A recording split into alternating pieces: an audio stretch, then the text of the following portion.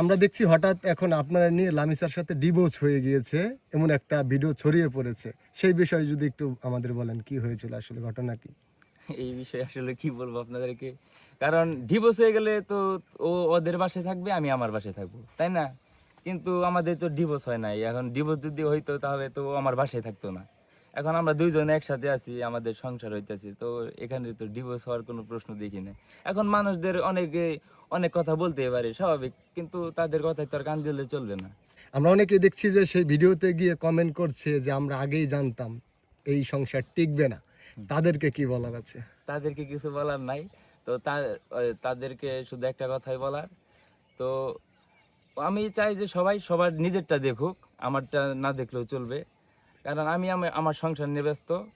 এখন আমার সংসারে আমি ঠিকভাবে আমি চলতে পারবো নাকি, ঠিক টিকবে নাকি, এটা আসলে এটা একমাত্র আমার উপর নির্ভর করবে, এটা তাদের উপর নির্ভর করবে না।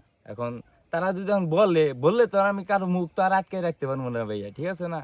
এখন তারা স্বাভাবিক বলতে পারে, তো তাদের কথা আমি কিছু যাইও না, আমার কিছু আসেও না, তারা বলতে পারে স্বাভাবিক। অনেকেই কমেন্ট করছে এটা আসলে ভালো কাজ হয় নাই, আমরা চাই সবসময় তারা একসাথেই সারা জীবন থাকুক।